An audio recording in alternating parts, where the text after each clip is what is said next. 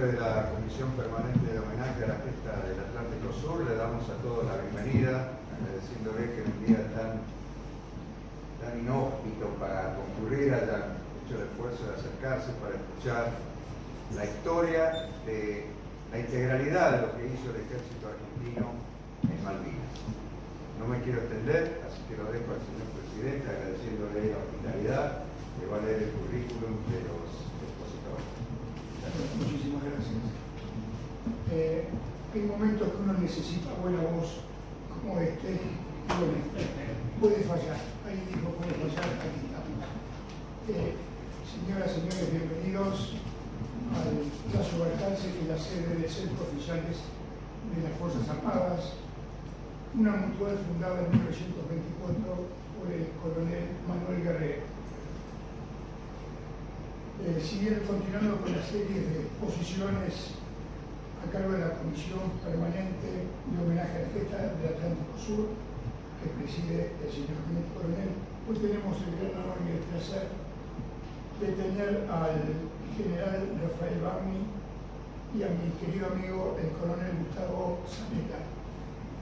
El general, si me permite, voy a hacer un resumen del resumen, que es los currículums de ambos señores. El general Barni se desempeña actualmente como presidente del Instituto Argentino de Historia Militar. Es oficial de Estado Mayor, licenciado en Estrategia y Organización, magíster en Historia de Guerra. Forma parte del Grupo de Historia Militar de la Academia Nacional de Historia. Es coautor de los siguientes libros: El ABC de la Defensa Nacional en el siglo XXI, Guerra de la Independencia, Una nueva visión, Los infernales de Güemes y la guerra por la independencia y las reflexiones sobre historia militar. Fue jefe del Regimiento de Infantería de Montaña número 15, participó en varias misiones de Naciones Unidas, es miembro correspondiente a la Academia Güemesiana, bien dicho, ¿no?, de la Historia, miembro de honor del Instituto Liberiano y académico de número de la Academia Sanmartiniana de la Historia. En cuanto al coronel Zanella, nació en General Obriel, indudablemente tenía que ser de ejército, no tenía muchas posibilidades. Colegio militar, subteniente en el año 1980. Escuela Superior de Guerra Aérea, licenciado en Estrategia y Organización, magíster en Historia Militar, Universidad de Belgrano, posgrado en Logística, especialista en blindados, paracaidista militar, especialista en inteligencia, táctica y estrategia. Actualmente se desempeña como jefe de la Oficina de Coordinación de Veteranos de Guerra del Ministerio de Defensa. En el año 2015, con un grupo de historiadores, él regresó a Malvinas y recorrió los campos de combate donde desarrollaron las principales acciones del año 1982. Quiero decirle que el coronel, aparte de ser un gran amigo, participamos de la guerra de Darwin, de la entrega de Ganso, así que es un honor que estés acá con nosotros. Disculpen la voz, pero bueno, no quería perderme la oportunidad de saludarlos y darles la bienvenida a todos ustedes. Muchísimas gracias.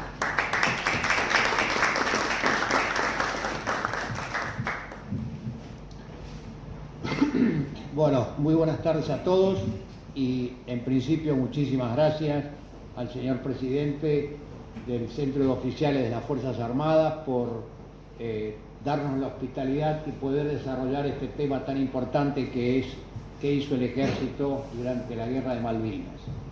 Constituye para mí un honor y un privilegio formar parte de este equipo junto con el señor coronel veterano de guerra de Malvinas, Zanella, que representa al ejército.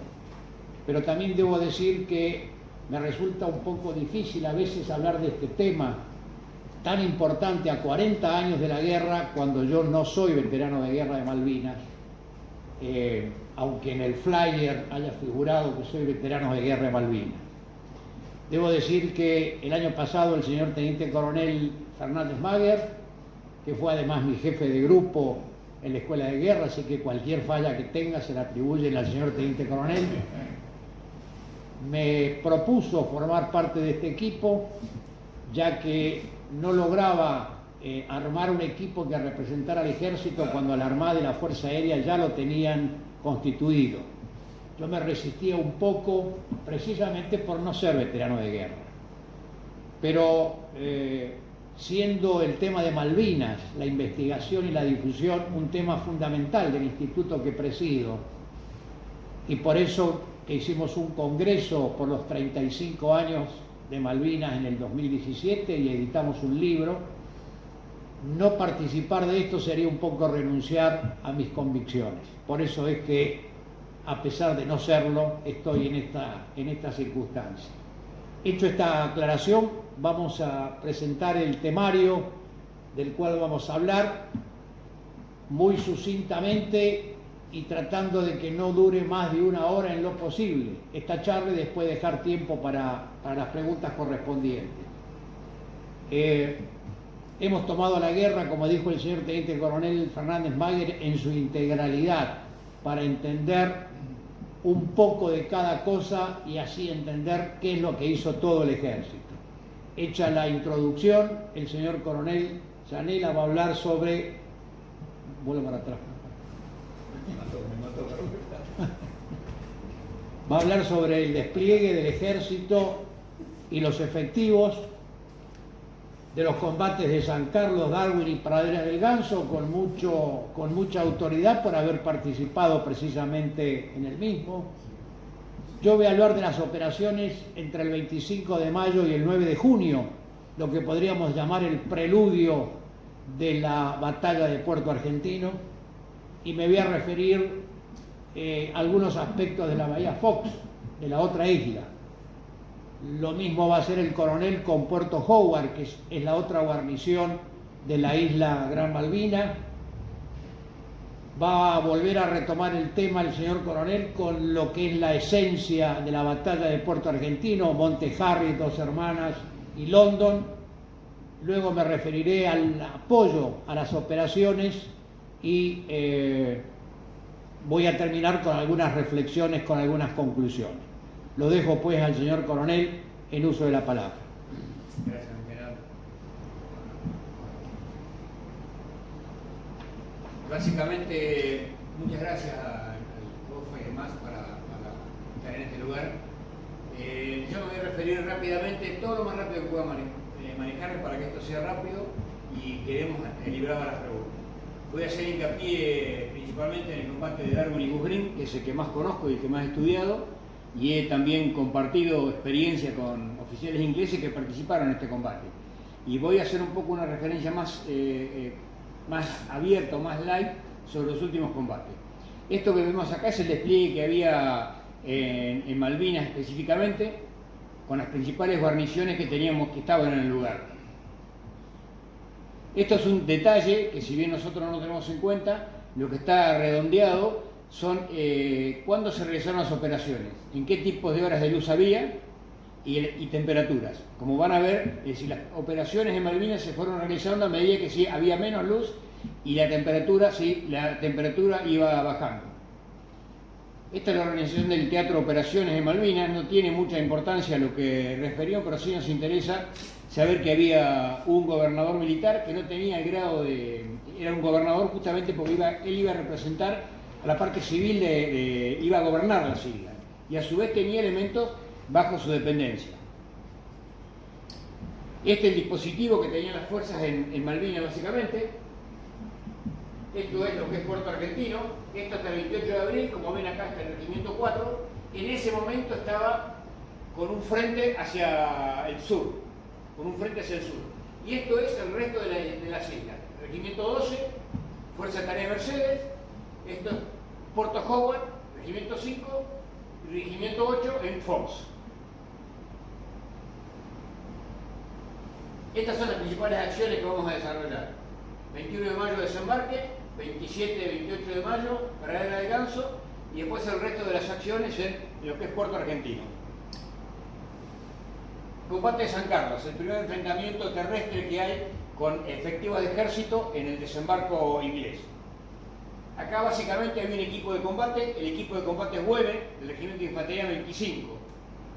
en altura 234 estaba el subteniente Reyes con su sección, y en este lugar estaba el teniente primero Esteban, subteniente Vázquez. Estos son los 3 lugares de desembarque que eligió la flota británica para desembarcar el 21 de mayo, y el 21 de mayo ya estaban prácticamente ocupando toda la plaza, ya habían desembarcado la masa de sus efectivos. Por supuesto, esto fue lo que se transformó luego en el famoso Canal de la Muerte, donde fueron hundidos y se averiaron un montón de los buques auxiliares, buques de guerra, no los buques que transportaban efectivos o buques logísticos, todo en este sector.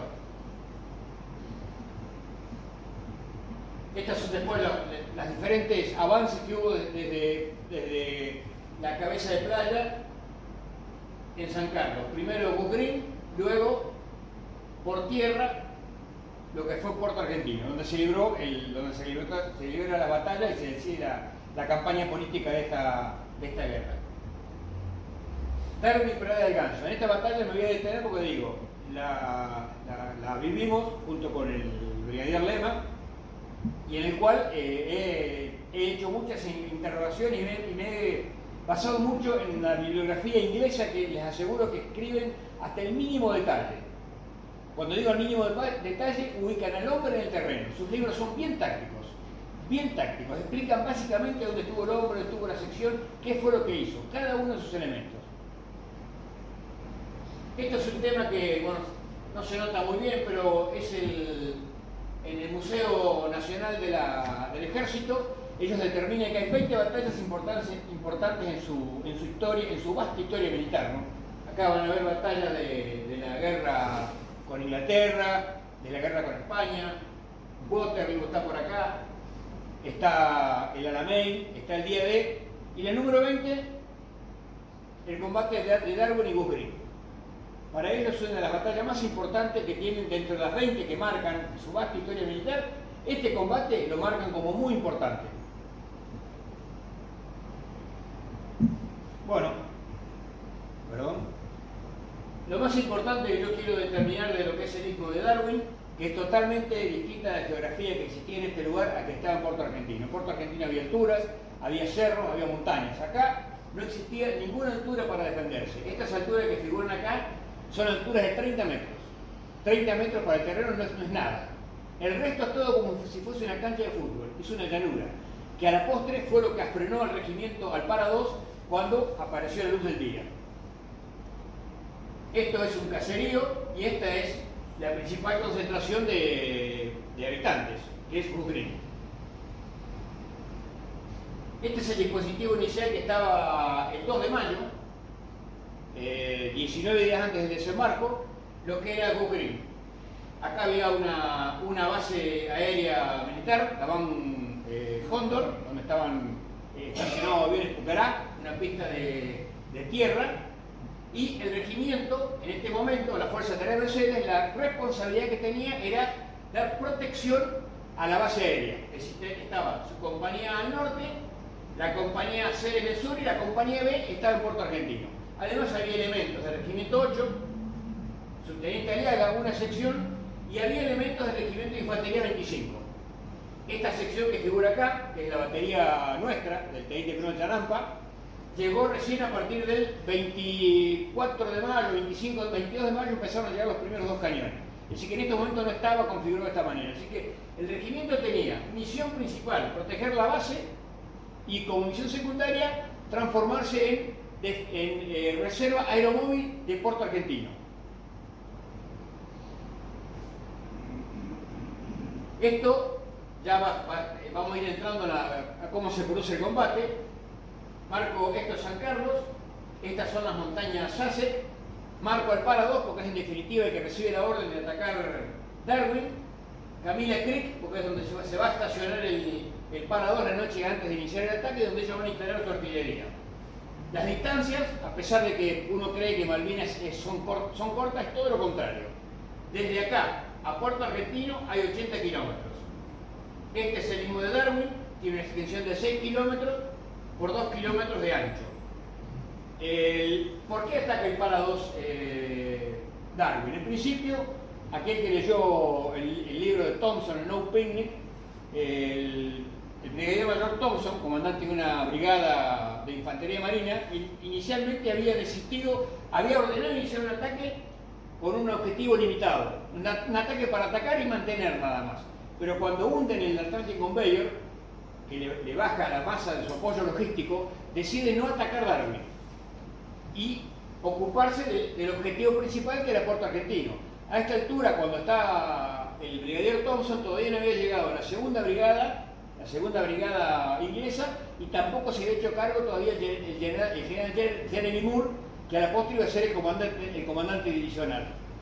Y él mismo lo dice: en ese momento instalan en el lugar una antena satelital donde le impartieron una orden taxativa, hasta con la amenaza de reemplazarlo en el mando si no atacaba a Darwin y no obtenía un triunfo rápido, temprano y oportuno para las fuerzas inglesas. Porque hasta este momento, ¿qué es lo que estaba pasando? Les venían pegando una gran paliza en todo lo que era el canal San Carlos, había barcos hundidos, entonces ellos necesitaban. Es decir, que fue una imposición política, no militar, atacar a Darwin. Para eso le ordena al jefe del Para 2, que ya le había dicho que ataque y le había cambiado la misión, que nuevamente inicie un ataque sobre Darwin. La información que había sobre Darwin es que las tropas estaban totalmente desgastadas, que iba a ser un triunfo rápido, no más de 7-8 horas de combate, iba a iniciarse con las primeras horas con la noche, y a la madrugada tenían previsto ya estar desayunando con los Kerpes en el lugar. Este es el Para 2, es un regimiento de infantería de élite. Tenían dos regimientos de infantería, el 3 y el 2. Este es el Para 2, Teniente Coronel Jones, Mayor Kirby. Van a ver que las compañías están al completo, todas comandadas por mayores, y sus jefes de secciones son tenientes o capitanes. Esta es la artillería disponible, cañones 105 milímetros con 17 kilómetros de alcance, y con todos sus apoyos. ¿Qué es lo que pasa cuando el 21 de mayo se produce el desembarco en San Carlos? El regimiento recibe 2 órdenes en menos de 24 horas. Le cambian literalmente la orden que tenía hasta ese momento, que era de proteger la base aérea Cóndor. La van Cóndor, ¿no? Cóndor, perdón, sí. La van Cóndor. Como vemos, esta es la compañía A, sus campos minados estaban en este sector, y la primera orden que recibe es esta: adelantar la compañía en esta dirección, dejar las únicas alturas disponibles que había, los 30 metros de altura que estaban en este lugar, adelantarlo en este lugar y establecer en este lugar la compañía. Por supuesto no había vehículos, no había nada para transportar, había un par de tractores. Esto fue un suplicio para el regimiento, fue un suplicio. Le quedaron los campos minados atrás, en la espalda, los cables de comunicaciones llegaban hasta acá, no tenían comunicaciones, estaban limitadas con las comunicaciones a la radio, que por supuesto se descargaban, había que volver a cargarlas. En esas condiciones, la compañía A avanza en este lugar. Esto, fíjense, el momento de la orden, 21:00, mayo del 82. Le ordenan defensa. Le cambian la orden que tenía inicialmente el regimiento. Segunda orden que recibe. Por supuesto, y para hacer hincapié en la artillería, nosotros ya estábamos en este lugar, era adelantar la batería, 1 o 2 cañones, salir delante de las posiciones avanzadas de combate en este sector, al terreno de nadie, y desde ahí hacer fuegos de hostigamiento sobre donde se suponía que estaban los ingleses, sin observador, sin nada.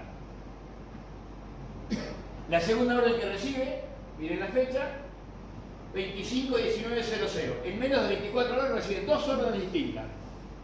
La segunda orden que le imparte es iniciar un ataque de desarticulación en dirección a donde ya se sabía que estaba el enemigo, San Carlos, y para la artillería puntualmente no había cambios. Es decir, que la artillería debía seguir ejecutando esos fuegos de hostigamiento fuera de las avanzadas de combate para poder acercarse al alcance. El cañón Otomelara disponible tiene 10 kilómetros de alcance, no tiene más, son casi 7 kilómetros menos que el cañón 105 Laigan. En estas condiciones, con la compañía acá, es como cuando se va a producir el ataque inglés.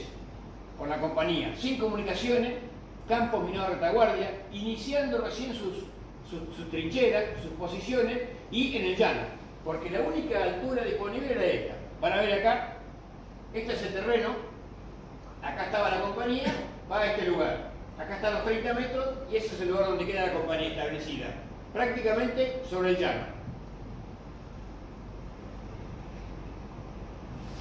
Acá está el dispositivo ya nuevo, la compañía A en este lugar, acá queda la sección del subteniente Pelufo, la sección del subteniente Aliaga, un elemento de reserva, teniente primero Esteves,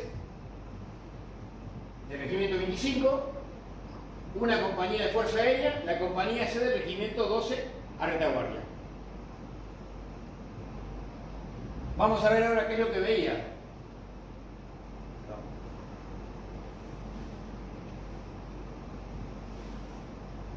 Esto es lo que se veía desde esa posición. Esta es una trinchera original de 2015. Esto es lo que se veía, campo llano, es un campo de fútbol. No hay cómo cubrirse, es un campo de fútbol esto. Esta es otra de las posiciones. Esta es la posición del subteniente Braco. Más a la izquierda, en este sector mueren 4 hombres, un suboficial y 3 soldados, cuando se produce el ataque inglés. Y esto ya es como cuando se produce el inicio. ¿Cuándo se produce el ataque inglés? ¿En qué momento? El regimiento 12 estaba cumpliendo una misión de ataque de desarticulación y la artillería, es decir, nosotros estábamos con 2 cañones en ese sector, adelante. En ese momento se produce el ataque inglés. Cuando la artillería estaba delante de todo y cuando la infantería estaba haciendo un ataque de desarticulación, cuando en realidad lo único que logró hacer fue una exploración por el fuego, únicamente ir con una ametralladora y tratar de detectar si estaba el enemigo ahí. En ese momento se inicia el apoyo al fuego con una corbeta, la fragata Arrow, que tiene una capacidad de más o menos más de una batería de tiro Tomelara, la fragata solo, y se inicia el ataque de las 3 compañías de infantería inglesa. Esto cede rápidamente y avanzan hacia este sector. Esto ya es Darwin, esta es la colina de Darwin, los 30 metros que yo les decía. Estas son las posiciones que en definitiva van a parar todo el regimiento. Una sección del subteniente Pelufo, una sección del subteniente Aliaga que estaba combatiendo aislado en un sector y la sección del teniente Esteves.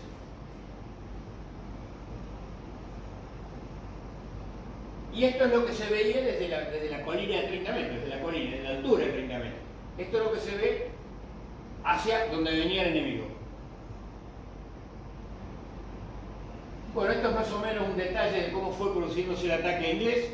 Esto es una lámina de ellos, por supuesto. Esta es la corbeta que en definitiva únicamente apoyó en horas de la noche. Cuando se hizo la madrugada se fue porque sabía que podía ser atacada por aviones. Desaparecieron. Y estos aviones que figuran acá son 2 pasadas de aviones Harrier. Recién operaron a última hora del día 28 porque no pudieron levantar vuelo desde donde estaban los portaaviones por un tema de meteorología. Recién pudieron atacar en la postrimería del día 28 y atacaron básicamente la sección de defensa aérea que estaba en este lugar del subteniente Braghini.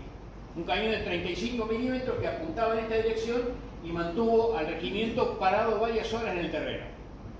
Acá lo más importante que se produce, esto que figura acá, es la muerte del jefe de regimiento. El jefe de regimiento, es decir, si uno estudia la historia del jefe de regimiento, era un tipo muy estricto, muy metódico, era aquel hombre que escribía las órdenes. De hecho, para aquellos que somos militares, hizo un ataque de una operación de 8 fases, de 8 cambios de movimiento. Es decir, que entraba una compañía, defendía la otra y se iban moviendo simultáneamente. Claro, esto cuando tuvieron el primer encontronazo acá, se fue todo al diablo, por no decir otra palabra. Entonces perdieron toda la noción del tiempo. Se trabaron en la colina acá en Darwin, y no podía avanzar. ¿Y qué fue lo que pasó? Empezó el día. Y cuando empezó el día, nuestros soldados estaban mucho mejor instruidos para pelear de día que de noche. Y ahí empezaron los problemas de este regimiento. Cuando quedó trabado el regimiento acá, él como jefe de regimiento hizo algo que no tendría que haber hecho. no es porque no sea valeroso, todo lo contrario, porque dejó el regimiento sin su jefe. Él, con su puesto comando, con el operador real y todo lo demás, atacó una trinchera argentina y ahí cae muerto. Esto se produce aproximadamente a las 9 o 10 de la mañana y se produce un caos en el regimiento. En el terreno se produce un alto en el combate y se produce realmente un momento crítico para el regimiento 2. Una cosa que teóricamente iba a terminar en 7-8 horas terminó mucho más complicado de lo que parecía. Reasume en este momento el segundo jefe.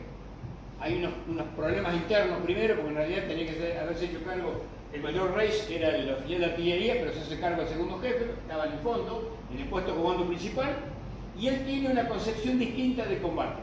Se había hecho su escuela de Estado Mayor en Alemania, y el concepto era el hombre en el terreno. El hombre decide en el terreno. Entonces reacomoda todas las compañías y a partir de las 9, 10 de la mañana, 11 de la mañana, se reinicia el ataque. Y el 28 a última hora estaba toda la zona ya directamente rodeada en este lugar. Ya estaba toda la guarnición rodeada sin ningún sentido de seguir combatiendo en esas condiciones. Esto es lo que les voy a mostrar acá, a ver si lo podemos hacer andar. Es cómo quedó... Esto en teoría es un video que se los voy a mostrar porque es un video de la BBC. Es la artillería cómo combatió en Darwin. Nuestros cañones tuvieron que hacer 2 cambios de posición en combate. Uno cuando estábamos adelantados, se instaló una posición de apuro, porque no hubo tiempo de armar una posición de artillería como uno la ve en cualquier lado, con sus pozos, con los pozos de protección para la gente y demás, y después quedó esta última. Como dice mi jefe de batería, la artillería combatió a pecho gentil y únicamente protegido por sus fuegos.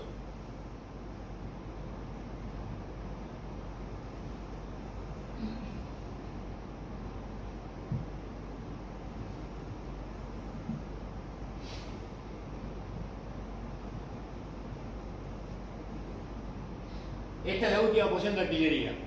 Los cañones ya tiraban en puntería directa. Fíjense que no hay una sola protección de ningún cañón. Estaban sobre el terreno, se tiró con puntería directa y todo esto que está acá es la última posición. En 28 horas se tiraron más de 2.800 tiros de artillería con 3 cañones. Y si los cañones soportaron una cadencia de tiro increíble. Tal es así que este es un cañón de montaña que tiene la capacidad de desarmarse en partes y poder ser cargado en mulas y llevarlo en mulas. Bueno, con la cadencia de tiro se desarmaban en el combate, porque tienen tornillos. Entonces se perdía, era de noche, uno buscaba para tratar de abrir el cierre y no había forma de abrirlo, porque se había perdido la pieza. Así hasta que no apareció un poco de luz, no hubo forma de rearmar el cañón y poder ir parando. Nuestros soldados tenían todos sus puños llenos de sangre y con las manos hinchadas de tanto meter proyectiles adentro de los tubos. Y había suboficiales, el encargado de batería, que le sangraban los tímpanos, porque el estampido de boca de este tubo es ahí nomás. El tubo es muy cortito, así que todo el estampido se lo comía el hombre. Muchos de nuestros soldados tenían los tímpanos sangrando de la carencia de fuego y de cómo se disparó con estos cañones.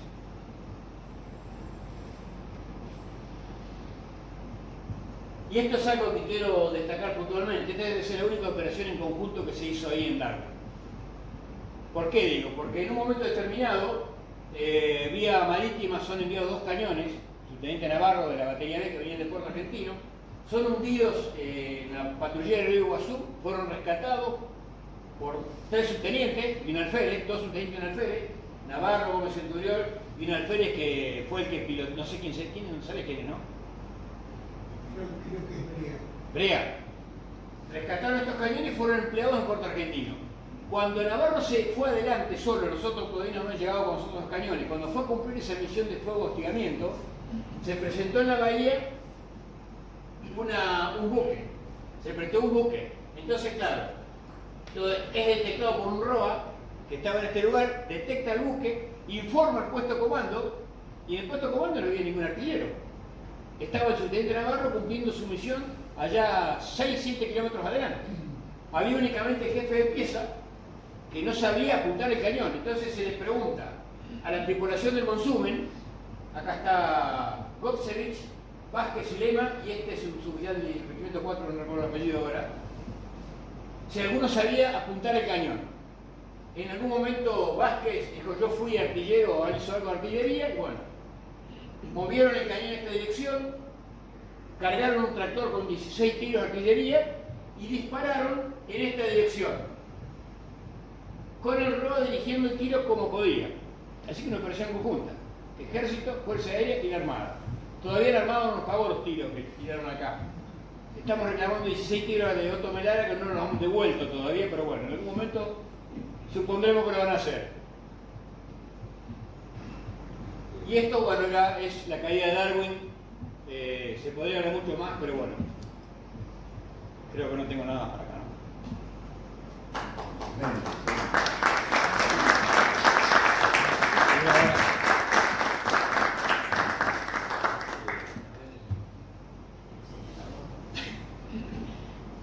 Hay que poner la pantalla un poco para que la vean mejor ustedes. Mauricio, ¿ven ahí o? Ahí está. El buque queda medio hundido, los cañones quedaron bajo el agua. Algunos bajo el agua, y, sí, así es. Hubo, no sé si Gómez Centurión y alguien más estuvieron bajo el agua. Gómez Centurión, Navarro y el alférez que piloteó exactamente, que sacaron de ahí todo. Con el agua Sí, sí. helada, digamos. Hay que escuchar al general Navarro cómo cuenta, lo que fue, y la prefectura era un buque, una lancha de prefectura esa, ¿no? Gómez Centurión había llevado de casualidad Un equipo, sí, que sí. lo cargó al último momento, no era provisto. No era provisto. Capitán Olmedo, el capitán del buque de prefectura, y ahí muere el cabo Benítez, atacado cuando el Harrier hizo una pasada, muere el cabo Benítez y luego es derribado en un avión Harrier con una 12,7 de la patrulla de riesgos. Hizo esta interrupción, le quería hacer una pregunta que hace mucho que me dijeron, no podía creerlo. ¿Es cierto que los cañones, cuando se salían los tornillos, no tenían destornillador y los soldados usaban el mango de la cuchara? Es cierto, con la cuchara de la marmita, con eso. ¿Ah, sí? Sí, sí. Entonces era cierto, yo no lo podía creer. Vamos con el próximo. A la muerte de Benítez lo reemplaza Ibáñez. Que es el que abate el avión. Puede sacar el muerto de la Exacto. capa, Que es el que en definitiva. sale y no era periodista. No. Era especialista. Es decir, muchos todavía. En algún momento se le había atribuido a la muerte que Benítez había abatido el avión e Ibáñez nunca dijo nada porque Benítez fue el que terminó muriendo, porque el que lo bate es Ibáñez. Bueno, nosotros no tenemos ningún problema en estar 2 o 3 horas, pero queremos hacerlo lo más reducido posible. Y dejamos las preguntas para el final. Siguiendo con el relato más o menos cronológico, yo me voy a referir a lo que sucede entre el 29 de mayo, después que termina el combate de Pradera del Ganso, y el 9 de junio, en lo que podríamos llamar el preludio de la batalla. Y en ese preludio de la batalla es cuando Gran Bretaña, los ingleses, ya apuntan sus dispositivos hacia el objetivo estratégico, que es Puerto Argentino. Comienzan a lanzar patrullas de reconocimientos para ver el propio dispositivo y a su vez las fuerzas propias, el ejército, debe reacomodarlo, ya que estaba en dirección a San Carlos, el dispositivo argentino, también tiene que reacomodarlo. En ese tiempo, que podemos llamar el preludio de la batalla, hay una serie de enfrentamientos, hay bajas por todas las actividades que se realizan, y el ejército demuestra o continúa demostrando lo que ya demostró en Darwin y Pradera del Ganso, y se mantiene con una férrea voluntad de sostener lo que obtuvo el día 2 de abril. Básicamente, ¿qué es lo que sucede en este tiempo? Voy a hablar de algunas de las patrullas de comando, algunas actividades que realizan, la aviación de ejército, duelos de artillería, enfrentamientos de patrulla y un pantallazo de lo que está sucediendo en la otra isla. Voy a empezar con algunas de las actividades de las patrullas de comando entre los días 29 de mayo, 29 y 31 de mayo. Hay la siguiente, por favor. Hay 4 patrullas de las compañías de comando 601 y 602 que se dirigen a Monte Estancia a cargo del teniente primero Brizuela, a la zona de Montequén el capitán Villarruel, a la zona de Montequén el capitán Ferrero y a la zona de Blefcow Peak el capitán Tomás Fernández. El capitán Tomás Fernández logra tomar su objetivo, que es Blefcow Peak, a costa de quedar fuera de combate. Muere en ese momento, en ese enfrentamiento con los ingleses, el teniente primero Márquez, el sargento primero Blas, y es tomado prisionero el sargento primero Flores. El teniente primero Brizuela en Monte Estancia no entra en combate, detecta enemigo y se repliega sobre el Monte Quén.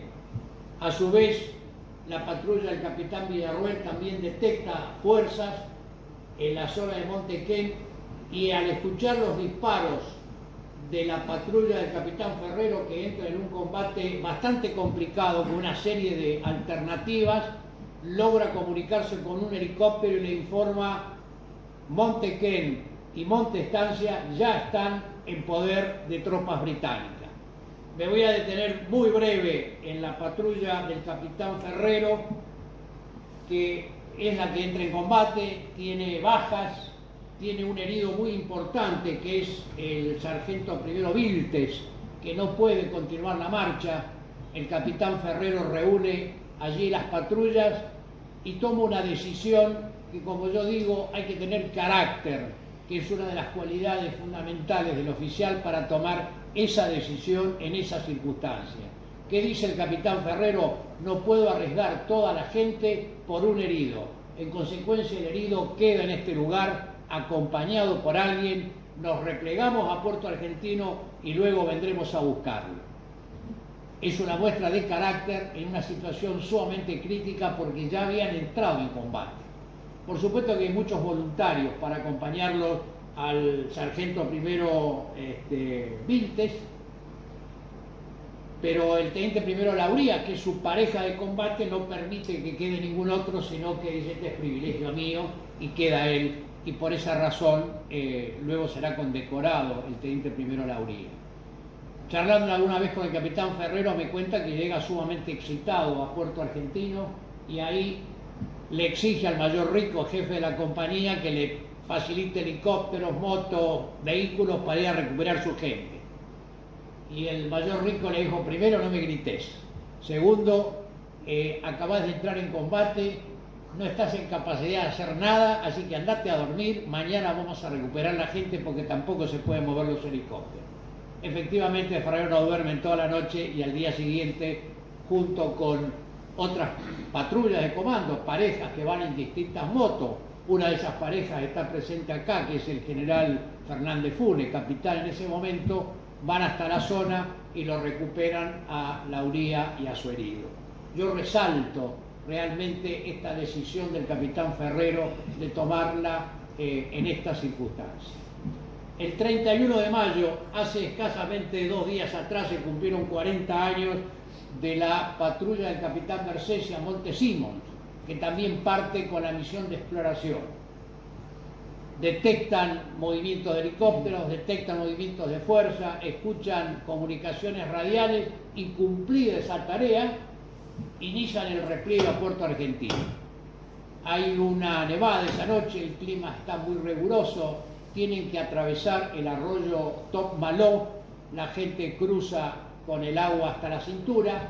Realmente la situación es tan crítica por la temperatura que se detienen junto a una casa, la famosa Top Maló House, tanto como para recuperarse un poco del frío y al día siguiente continuar la marcha. Pero son detectados y a la mañana siguiente son atacados por una tropa bastante especial de los británicos, y en esa operación mueren heroicamente el teniente Espinosa, que trata de recuperar o de proteger el repliegue de la gente, y del sargento primero Esber, y 5 miembros de esa patrulla caen heridos. El 5 de junio, el mayor Rico con elementos de las dos compañías, encabeza una patrulla a Monte Wall, porque desde allí se ejecutaba la dirección del fuego de artillería sobre Monte Harriet.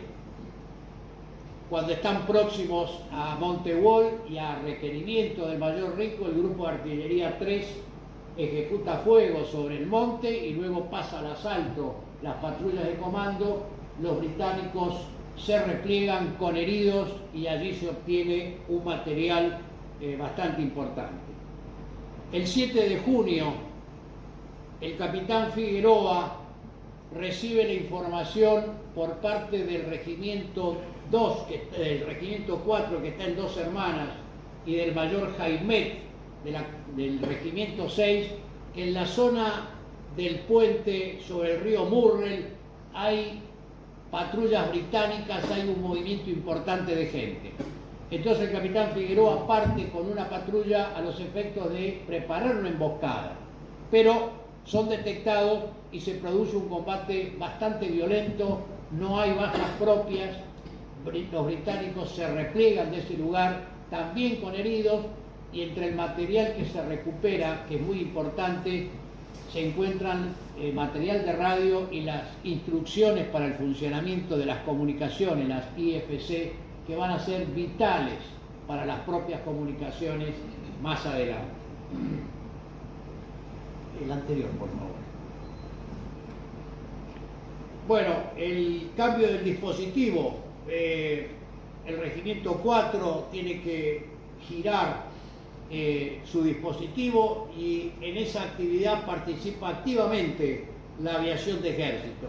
La aviación de ejército tiene un papel fundamental a lo largo de toda la campaña, ya sea para el despliegue, ya sea para modificar el dispositivo, producir abastecimientos, evacuaciones, etcétera, etcétera. Y sobre todo, a partir del 1 de mayo, que ya ha comenzado la acción enemiga en vuelos de muy alto riesgo. La otra actividad que se realiza son los duelos de artillería. Ya la artillería británica empieza a preposicionarse en dirección a Puerto Argentino y comienzan a haber cruces entre ambas artillerías.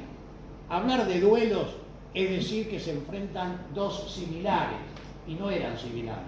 La artillería nuestra, como dijo el coronel Zanella, tenía 10 kilómetros de alcance y la británica 17 kilómetros de alcance. Esto obligó a adelantar una batería y a tomar procedimientos que realizan los artilleros para poder hacer sentir su efecto a la artillería británica. La otra actividad que existe es el enfrentamiento de patrullas británicas que se van adelantando para detectar el dispositivo propio, y patrullas de exploración propias que se adelantan también al dispositivo para detectar al enemigo.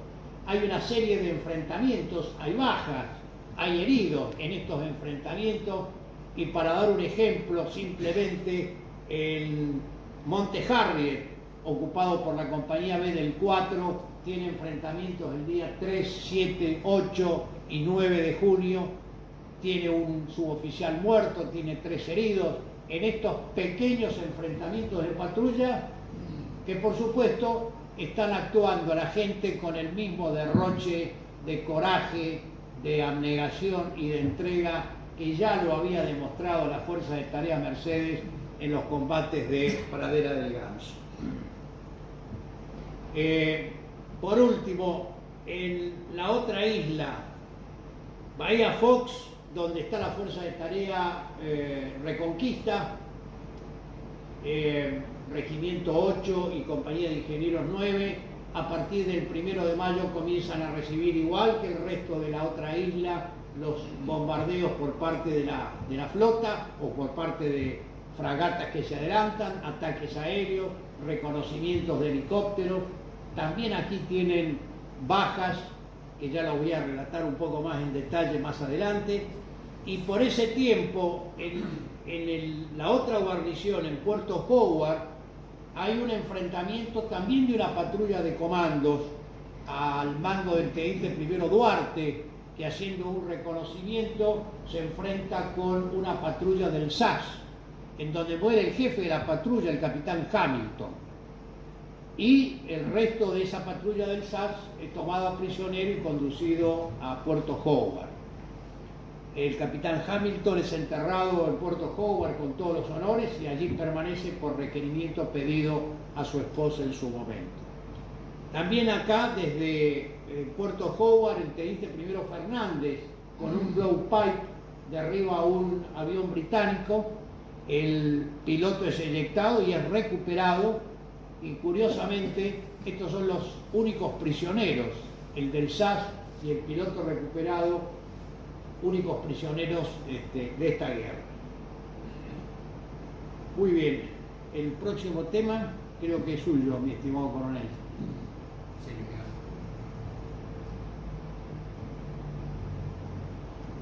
bueno, a mí el próximo tema que me toca explicar es Puerto Mitre, también conocido como Puerto Howard. Mitre es la nueva toponimia que une el servicio del Instituto Geográfico Nacional. Este regimiento, igual que el 505, igual que el 508 en Fox, fueron aislados dentro de los aislados. Si bien no tuvieron combates directos, sí sufrieron muchísimo. Y al ejército y a las otras fuerzas le costó hombres. Por tratar de llevarle libre a estos hombres, la Fuerza Aérea tuvo que hacer aerolanzamientos de este lugar. Y fue hundido en Isla de los Estados. Esto fue muy dramático. Hay que escuchar a la gente que estuvo en Howard y nunca en general fueron reconocidos. Porque siempre se conoce a la gente que combatió directamente con el enemigo. Pero inclusive, yo quiero que vean esto. A ver, estamos acá. Esto es un mapa que sacó la Secretaría General del Ejército en el año 2016. Ni Fox ni Howard están puestos en el mapa. Ni Fox ni Howard fueron puestos en el mapa. Y les aseguro que esta gente sufrió mucho más de lo que sufrió el resto de las islas, porque estaban aislados dentro de los aislados. Hay que escucharlo, había que escuchar lo que llama Bragaña cuando hablaba qué es lo que comían en esos lugares, o cómo hacían para poder comer. No tuvieron víveres, no tenían cómo alimentar a la gente. Y aparte de eso, actualmente todavía muchos de esos oficiales y suboficiales están siendo juzgados por torturas en Malvinas. Muchos de esos soldados están siendo juzgados por torturas en Malvinas. La semana pasada salió un fallo de casación en donde admite que no hubo torturas no es que no hubo torturas en Malvinas, que el ejército no torturaba sistemáticamente en Malvinas. En 10.000 hombres puede ser que haya sido, y en la sensación de que un hombre esté en el límite de lo que debe hacer, es probable que haya habido malos tratos para soldados o entre suboficiales y oficiales. Es posible. 10.000 hombres, pero no es una acción sistemática como se quiso acusar a la gente del Regimiento 5. Yo les pido que alguna vez tengan alguna oportunidad, lean este libro. Este libro es del mayor Malatesta, no es veterano de la guerra, pero es uno de los hombres que está investigando y escribiendo como Alejandro Mendolara, que escribe sobre Malvinas. Y ellos son los verdaderos historiadores, porque el hombre del Regimiento 5 seguramente sabe, o como yo de Darwin, sé lo que sé de Darwin. Pero por ahí no sé qué hizo mi unidad de Puerto Argentino. Estos hombres se dedican a estudiar el regimiento completo. Y los regimientos estuvieron desparramados por todas las islas. Lean este libro cuando tengan la oportunidad y van a ver lo que sufrió este regimiento en Howard. Ya vamos a pasar directamente a las acciones finales, les voy a nombrar nada más porque no quiero extenderme. Antes hago Fox. Ah, perdón. Tiene razón. Lo salté yo. No, yo me equivoqué. Me pone la mía de Fox, la que sigue. Sí. La que sigue. Ahí está. Ahí no. Muy bien. Vamos a hablar de Bahía Fox. Como verán, estamos corriendo. Si vamos muy rápido, avísennos, pero queremos darle tiempo a las preguntas. ¿Por qué Bahía Fox? Porque el plan original, cuando se realiza la toma de Malvinas el 2 de abril, era lo que se ejecutó sobre Puerto Argentino y la compañía de ingenieros 9 debía tomar Bahía Fox y darle seguridad y control a la parte sur del estrecho de San Carlos. Es así que el día 5 de abril esta compañía hay dos elementos que reciben la alerta temprana de que se va a hacer la operación, que es el Regimiento 25 y la Compañía de Ingenieros 9. Es por esto que estos dos elementos van completos, han tenido más tiempo de instrucción, más tiempo de cohesión, de preparación, etcétera, etcétera. El entonces mayor Vinorini Lima, el 5 de abril, toma Bahía Fox, se hace cargo sin ningún tipo de problema. Pero ¿qué sucede? Sucede que la resolución 502, no, déjela ahí nomás. La resolución 502 modifica la situación prevista y además la decisión de Gran Bretaña de enviar la flota, esto obliga a modificar el plan. En consecuencia, el Regimiento 8, que tenía como misión llegar el 5 de abril a Puerto Argentino para relevar al Regimiento 25, ahora llega a Puerto Argentino y es enviado a Bahía Fox, en donde junto con la Compañía de Ingenieros van a constituir la Fuerza de Tarea Reconquista.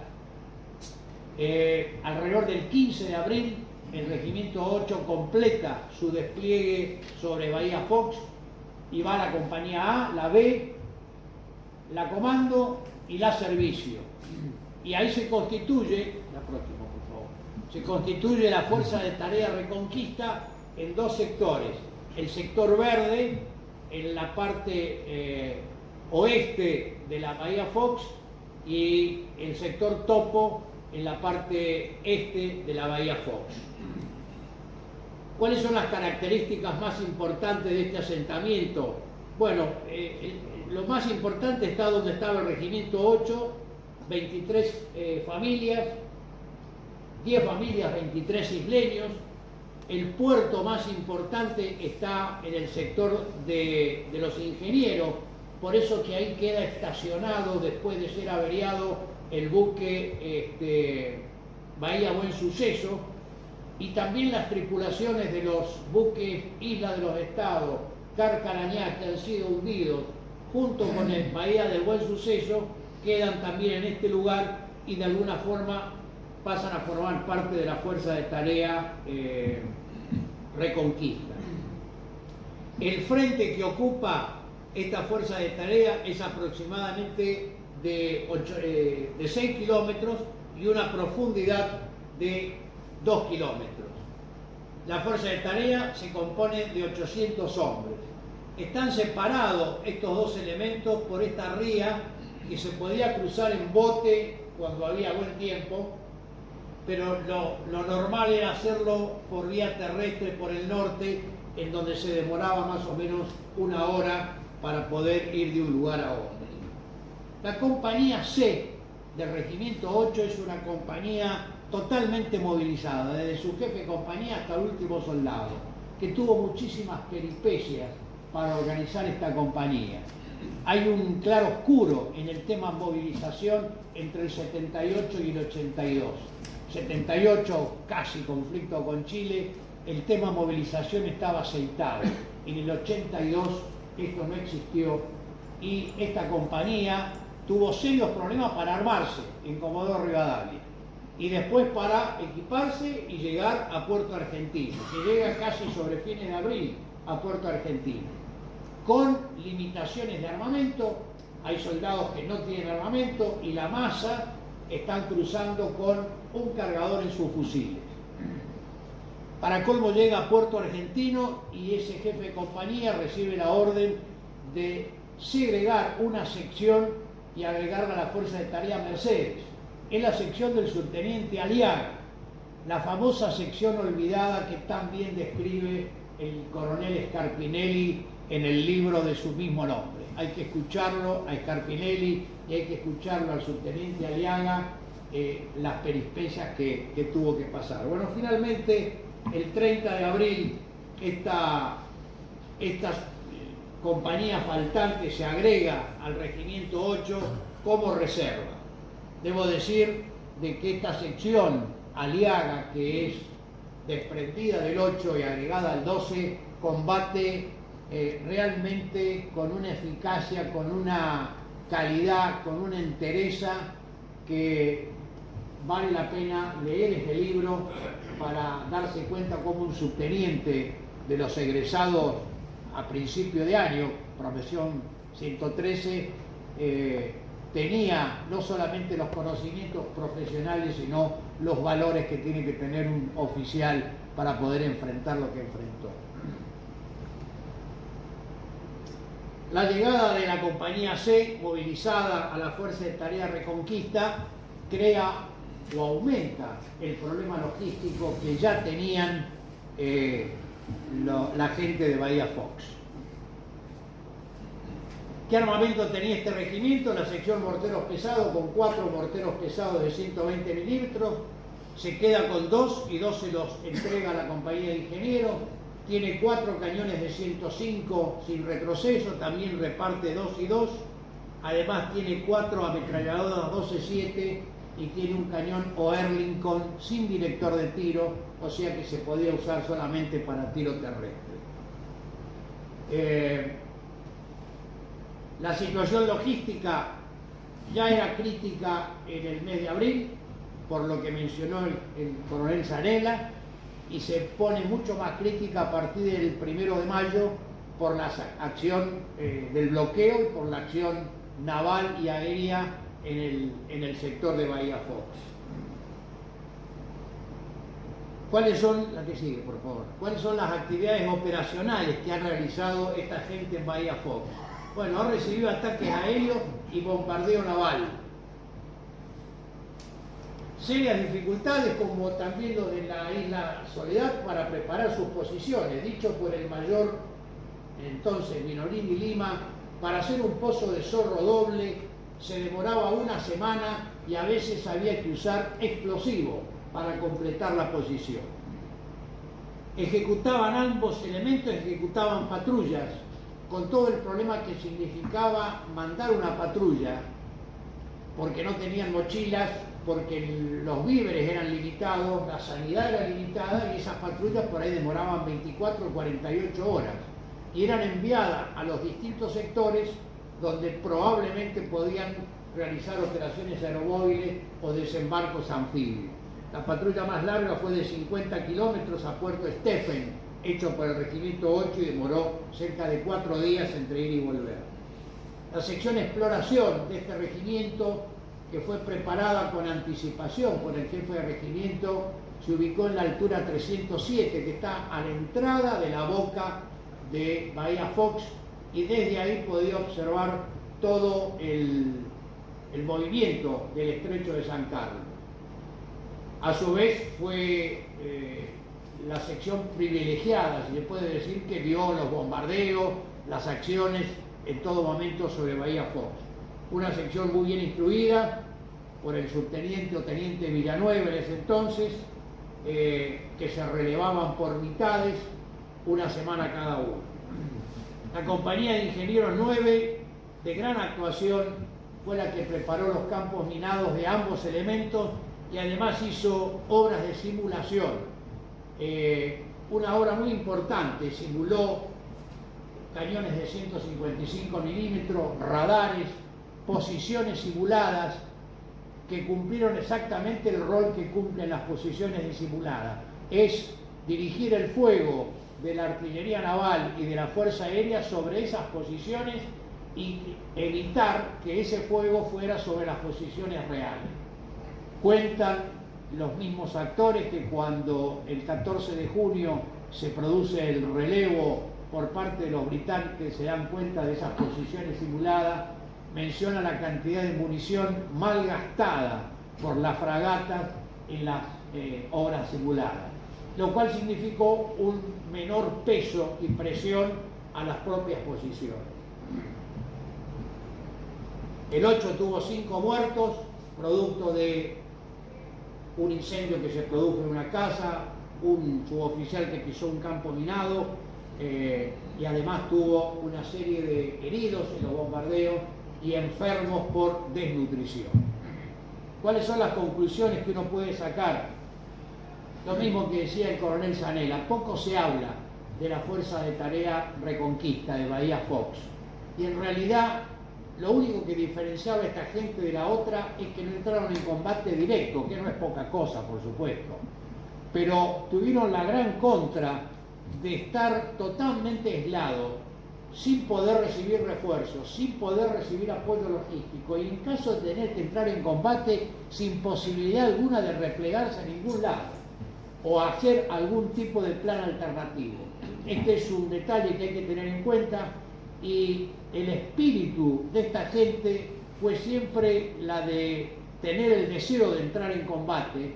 Y yo digo, y esto ya corre por mi cuenta, teórico, que si la única sección que combate del 8 es la sección aliada, combatieron como leones, es de suponer que el 8, si hubiera tenido que combatir en Bahía Fox, lo hubiera hecho de la misma manera. Y ahora sí, le paso la posta al coronel Zanetti. Bueno, vamos a pasar rápidamente a las últimas acciones, que ya son las definiciones sobre Puerto Argentino. Este es, como ya habíamos hablado, el dispositivo general sobre Puerto Argentino.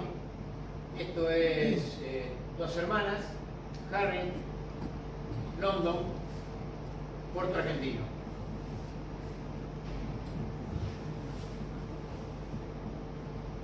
Entre el 11 y el 12 de junio se producen simultáneamente los combates de Monte London, Dos Hermanas y Monte Harriet.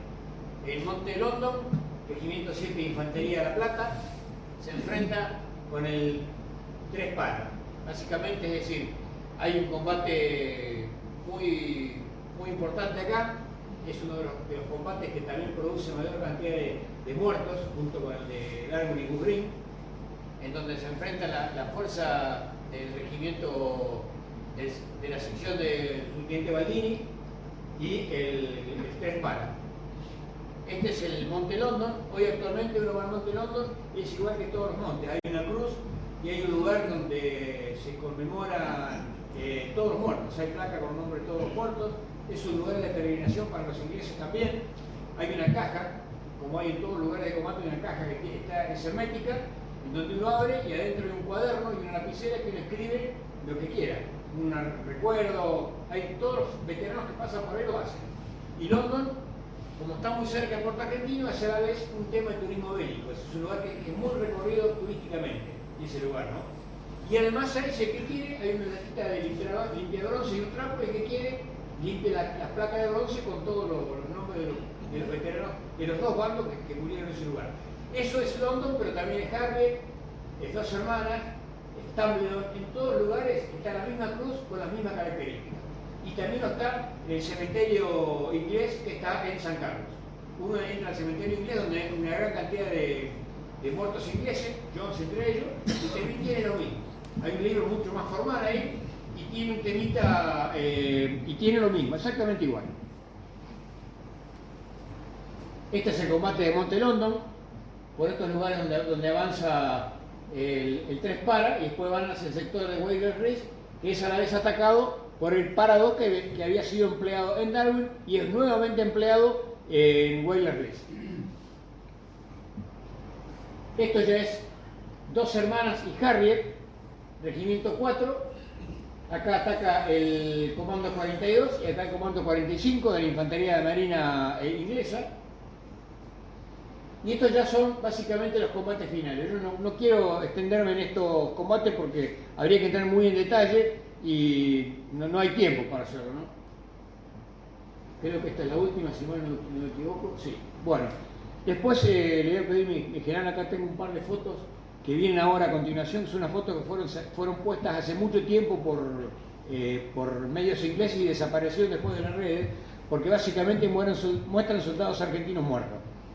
Y lo que yo les quiero mostrar, esto es London. Lo que vamos a ver ahora es gente de London. Les aviso que son fotos crudas y además este lugar lo fuimos a buscar después en el año 2015 con un par de historiadores. Fuimos a buscar específicamente este lugar porque era el puesto comando del subteniente Baldini. Esto que se ve acá pues, es un soldado argentino y este que está acá es un oficial. Es fácil de distinguir porque tiene un cinturón de monocrom y estas son las granadas. Estas son tropas inglesas ya en la mañana después de London. Esta es una foto de lo mismo. Esta es otra posición. Acá está el subteniente Baldini muerto, que fue localizado hace muy poco tiempo en el cementerio de Darwin. Fue localizado hace muy poquito tiempo, uno de los últimos localizados. Y lo que yo quiero mostrar es esto. Estos formatos de esta piedra. Este es el puesto comando. Fíjense que está armado con turba y piedra. Acá hay un cañón de 105 milímetros sin retroceso. Y en el fondo se ve Tumbledon, o dos hermanas. Tumbledon, Alejandro, ¿no? Sí, ¿no? Bueno, esto es 2015. Acá ven las dos piedras. Acá no se alcanza a distinguir, pero hay un cable de comunicaciones. Ahí está el cañón de 105 milímetros, 35 años después, está todavía ahí. Y Tumbledon al final. Es decir, que nos costó muchísimo tiempo poder encontrar este puesto comando. Estas fotos desaparecieron en general de las redes. No están más, porque hubo muchas críticas de todos lados, pero los mismos ingleses lo sacaron. Y yo a veces la muestro cuando muchos soldados que estuvieron desplegados en el continente quieren ser equiparados a estos veteranos de guerra. Estas fotos demuestran que no es lo mismo. Nadie niega lo que hicieron los que estuvieron desplegados en el continente. Obviamente que es un gran apoyo, pero no es lo mismo. Estas fotos sirven para demostrar eso. Ahí vemos a 2 soldados muertos en pleno combate, después de todo el combate. Nada más.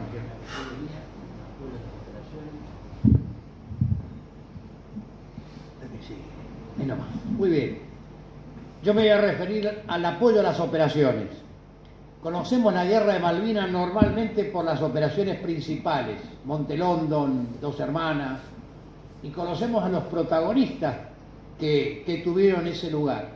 ¿Y por qué lo conocemos? Bueno, porque evidentemente fue lo más duro en cuanto a los enfrentamientos, a los ataques, a la acción cuerpo a cuerpo, etcétera, etcétera.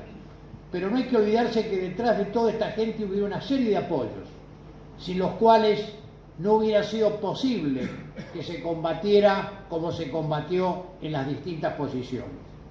Y a esto me voy a referir yo, a lo que pocos se refieren y que son a los apoyos de combate. El ejército tiene 7 sistemas, uno de maniobra, conformado por la infantería, la caballería que ahora es blindada, las fuerzas especiales, los cazadores y los comandos. Y tiene 6 sistemas de apoyo. No se asusten que no vamos a hablar de los 7, simplemente voy a hablar del apoyo de combate, es decir, artillería, ingenieros, comunicaciones, vamos a ir viéndolo. El apoyo logístico de material en sus aspectos más importantes, que es arsenales, intendencia y sanidad, y algo del apoyo de personal. Empezamos por la artillería, vamos con la que sigue. Muy bien, la artillería de campaña participaron 2 grupos de artillería, el grupo de artillería 3 y el aerotransportado 4, ubicados en Puerto Argentino, excepto la batería que se desplegó hacia Pradera del Ganso y Darwin, donde estuvo el señor coronel. Las baterías estaban completas, los otomelaras tenían 10 kilómetros de alcance contra los 17 de la artillería británica. El coordinador de apoyo de fuego, incluida la batería del BIN 5, Batallón de Infantería Marina 5, era el jefe del grupo de artillería 3. 4 cañones SOFMA de 155 milímetros con 20 kilómetros de alcance llegaron tardíamente a la isla, pero el poco tiempo que estuvo se hizo sentir su influencia a tal punto que se cayó la artillería británica, pero la reemplazaron con fuegos navales. Lamentablemente los cañones llegaron tarde a las islas. En toda la campaña nuestra artillería combatió muy heroicamente, muy intensamente.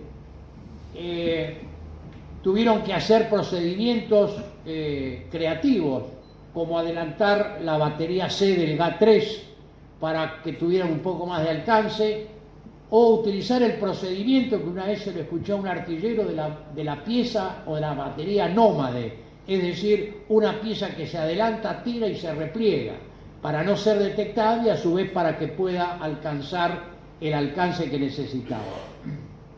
Ha sido reconocido por el enemigo. Hay varios que hablan sobre la artillería argentina y es uno de los pocos elementos expresamente reconocidos en el informe Rattenbach. La artillería de defensa aérea. La artillería de defensa aérea estaba localizada básicamente en 3 lugares: Puerto Argentino, en Península de Cambers y en Pradera del Ganso. Es el único elemento que participó o que se logró la conjuntez. La conjuntez es una de las críticas que hay a la guerra de Malvinas. No hubo conjuntez, pero sí lo hubo en la defensa aérea. Los elementos de la Armada, la Fuerza Aérea y el Ejército, por fuerza, por necesidad, tuvieron que actuar en forma conjunta. El otro elemento que actuó en forma conjunta también fue la sanidad. Después de la sorpresa del ataque aéreo del 1 de mayo, tomo como ejemplo al entonces subteniente Braghini, que estaba en Pradera del Ganso, puso a su batería en alerta roja permanente, porque el tiempo de preaviso desde Puerto Argentino, cuando había alerta roja, era de 5 minutos. No tenía tiempo de desplegar. Es más, el 1 de mayo tuvo alguna sorpresa importante la zona de Pradera del Ganso y Darwin.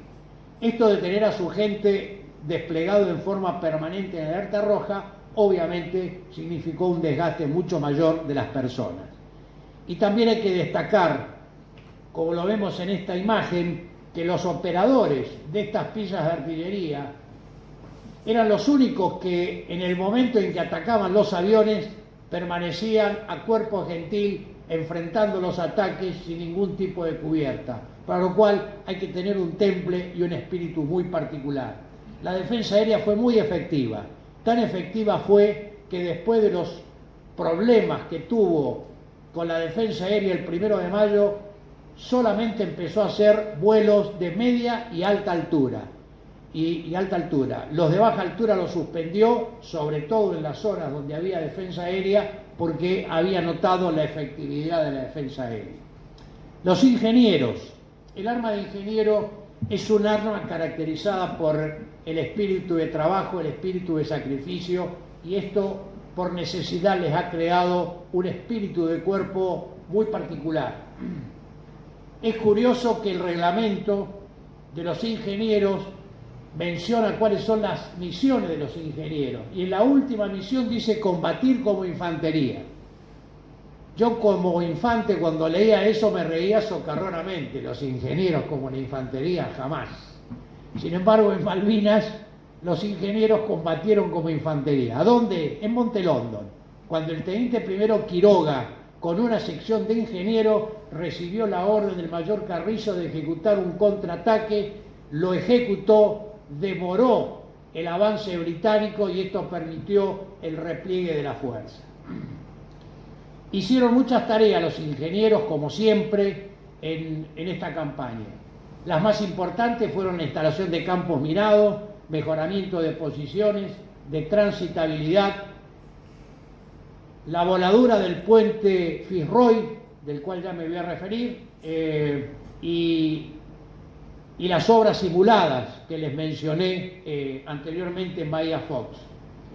Las dos tareas más importantes que los propios ingenieros reconocen haber hecho en Malvinas fueron justamente la de las obras simuladas por el efecto que tuvo y la voladura del puente Fitzroy, la que sigue por favor, que es un hecho táctico, y justamente hoy, 2 de junio, hoy, se cumplen 40 años, porque ese puente sobre Fitzroy se voló el 2 de junio de 1982 a las 14 horas, el teniente primero Blanco puso fuego al puente y lo voló. Un hecho táctico, parece intrascendente, de un valor estratégico fundamental.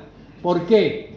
Porque al haber volado el puente, la fracción de los guardias galeses que tenían que desembarcar de estos 2 buques y pasar por el puente hacia Puerto Argentino como parte de la maniobra, tuvo que demorarse para pensar en hacer todo este rodeo, y esa demora significó vital para que la Fuerza Aérea atacara en Bahía Agradable, en lo que los mismos británicos dicen el día más negro de la flota británica.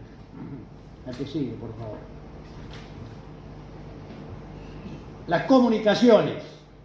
Nosotros le decimos el arma noble y silenciosa. Noble porque sin las comunicaciones no se puede conducir, no se puede ordenar un contraataque, pedir un refuerzo, ejecutar un repliegue.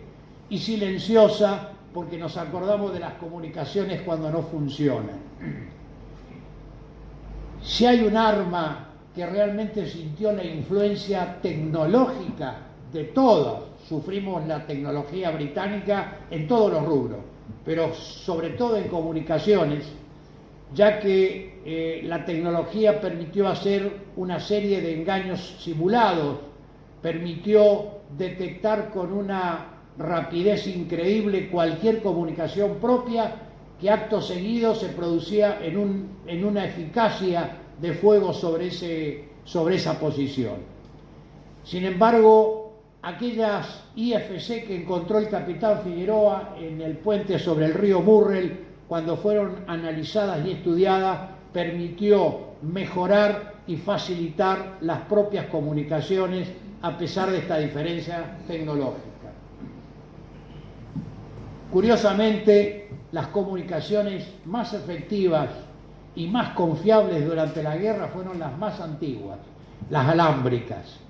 Por supuesto que costó un gran esfuerzo tender los cables y sobre todo reparar los cables que se rompían producto de los bombardeos. El arma de comunicaciones le hace un homenaje especial al soldado guardahilos, que era el que instalaba los cables, reparaba los cables en el medio de los bombardeos y en el medio de la situación que se vivía. La aviación de ejército. Fue fundamental la aviación de ejército desde el comienzo. En realidad la guerra para la aviación de ejército empezó el 3 de abril, porque un helicóptero participó en la recuperación de las Georgias. Y la aviación de ejército perdió un helicóptero y la infantería de marina tuvo 2 muertos y 2 heridos en esa recuperación. ¿Y por qué fue fundamental? Y porque tuvo que realizar la mayor parte del despliegue, del adelantamiento de patrullas, de comandos, después del reacomodamiento del dispositivo. Era lo más confiable que existía, primero, porque los caminos eran bastante intransitables, segundo, porque habíamos podido cruzar pocos camiones producto del bloqueo, y esos camiones no eran los más aptos para ese terreno. En consecuencia, toda movilidad dependía de la aviación de ejército, y mucho más a partir del 1 de mayo, cuando ya había comenzado los ataques británicos. La aviación de ejército, que se comportó profesional y heroicamente durante toda la campaña, cumplió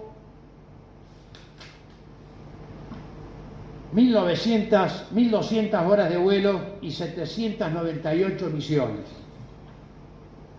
Era tan importante la aviación de ejército para los británicos que se convirtió a partir del 1 de mayo en el blanco fundamental. ¿Por qué? Porque sabiendo esta limitación de movilidad, tenía que lograr que las tropas de ejército quedaran aferradas al terreno e impedirles el movimiento para un refuerzo, para un contraataque. Sobre todo para el momento del desembarco de ellos, que era el momento más crítico. Por eso que cuando se produce el desembarco, ya la aviación de ejército había tenido una disminución importante de sus medios aéreos.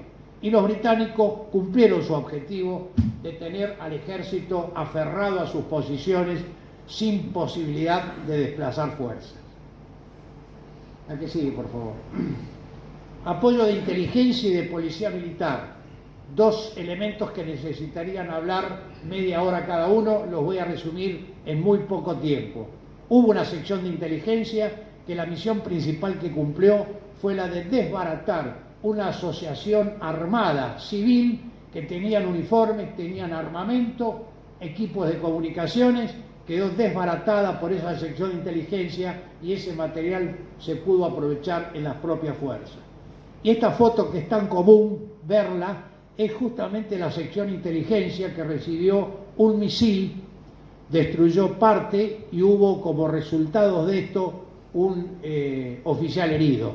El entonces capitán coronel, compañero mío de la escuela de guerra, y él cuenta la anécdota que el día que se instaló en esa habitación puso la cama en una posición curiosa, y el jefe de la sección de inteligencia le dijo: ¿por qué no lo pone de tal manera la cama? Y dijo: no voy a hacer cosa que entre un misil por la ventana y me mate. Y el misil entró, lo hirió, pero no lo mató. Hubo una compañía de policía militar a cargo en Puerto Argentino, a cargo del mayor Verazay, y según él mismo, en sus memorias, establece que nunca se denunciaron violaciones a personas ni agresiones físicas a pobladores kelpers. Es importante esta declaración por estos artículos que salieron hace poco de este periodista estrella en La Nación, etcétera, etcétera, y que fue debidamente desmentido por varias cartas de que la situación no es como la estaba planteando. Por último, el apoyo logístico. El apoyo logístico fue el talón de Aquiles de esta guerra. Fue lo más crítico. Estratégicamente fue complicado porque a partir del bloqueo solamente el apoyo logístico a nivel estratégico se pudo hacer gracias a los vuelos de la Fuerza Aérea mediante los Hércules, vuelos imprescindibles para la logística, fundamentales, de muy alto riesgo, pero escasos. No se pudieron hacer más y no se pudo transportar más.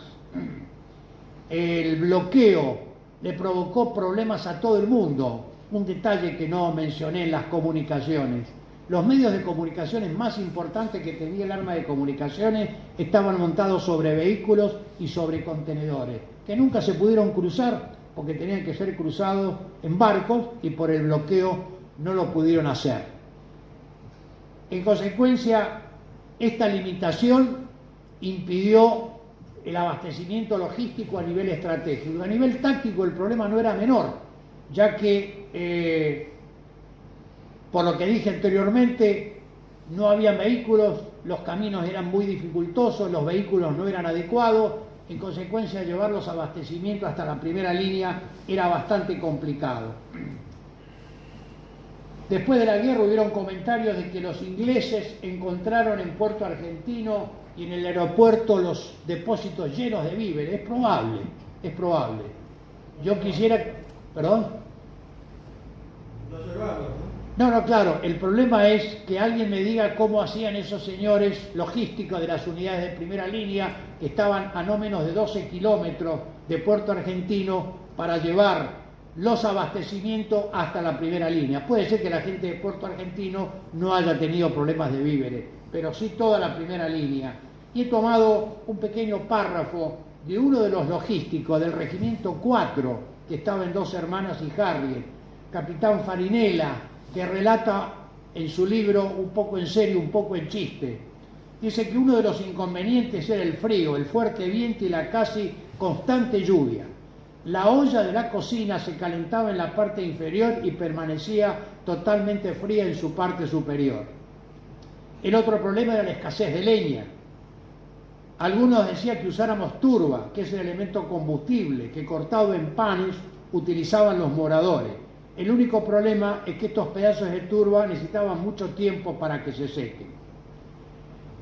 Tenían un plato fuerte, entre comillas, dice, y abundante por la noche, y un arroz con leche o chocolate. El humo delataba la posición y hubo que replegar el rancho 1500 metros retaguardia.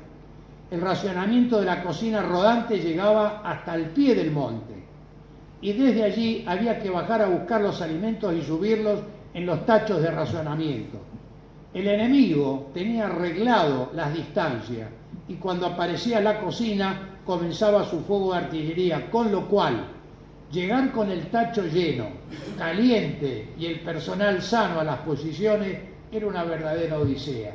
Esta es la realidad de la logística táctica, la que tuvieron que vivir. ¿Cómo es posible? Los depósitos estaban llenos de combustible, de víveres. Bueno, llevarlo a primera línea, si es que podés.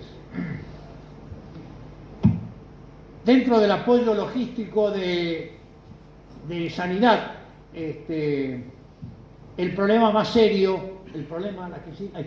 el problema más serio que tuvimos fue precisamente el desplazamiento hasta los puestos socorros que tenían cada una de las unidades y de los puestos socorros hasta los hospitales que funcionaban en Puerto Argentino y en el Irizar. ¿Por qué dije que la sanidad también era conjunta y llegó a ser hasta combinada? Cuando hunden el Atlantic Conveyor, donde tienen mucho de la logística, le hunden el hospital militar que tenían los británicos, con lo cual tuvieron serios problemas y en algún momento el buque Irizar le pasó plasma al Uganda precisamente por este inconveniente. Y también por el tratamiento que tuvieron los británicos con nuestros heridos.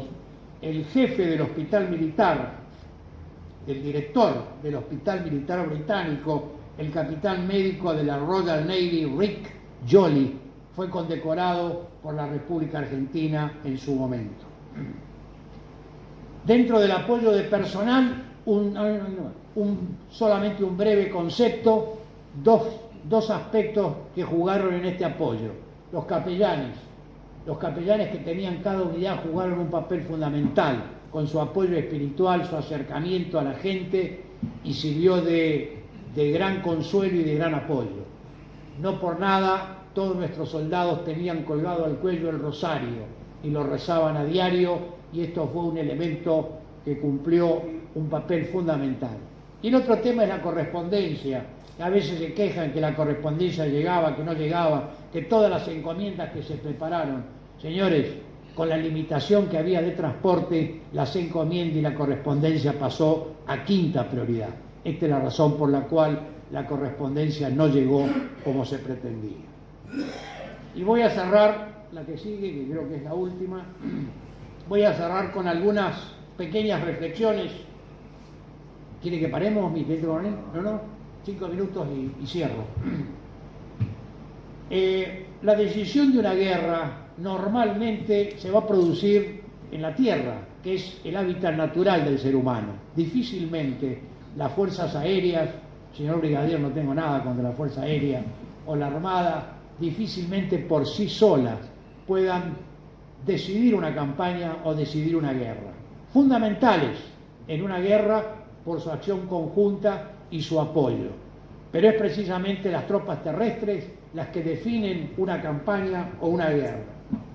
Sin quitar mérito alguno a las otras dos Fuerzas Armadas que tienen muy bien ganado su prestigio por su desempeño en la guerra, creo que es importante poner el foco sobre lo que ha hecho el ejército, lo que ha padecido, lo que ha sufrido y lo que ha combatido el ejército en esta campaña, junto con las tropas que lo acompañaron en las islas.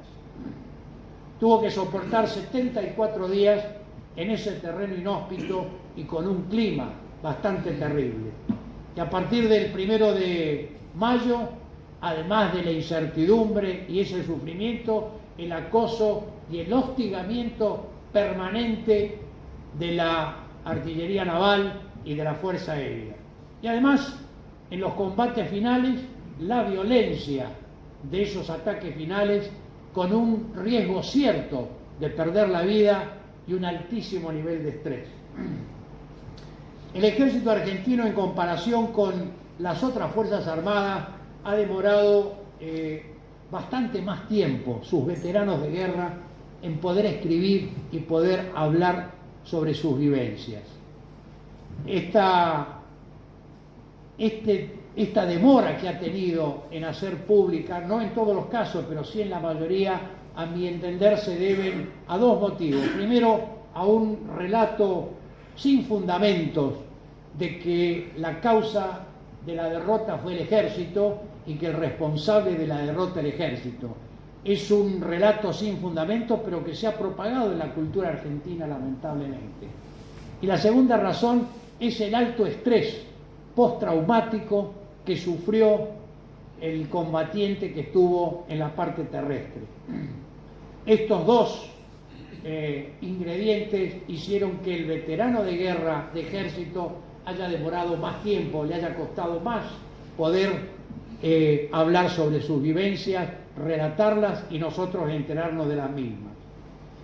Yo digo, a modo de ejemplo, mi cuñado, veterano de guerra de Malvinas, llevamos ya 40 años y nunca me pude sentar con él a hablar sobre Malvinas, nunca.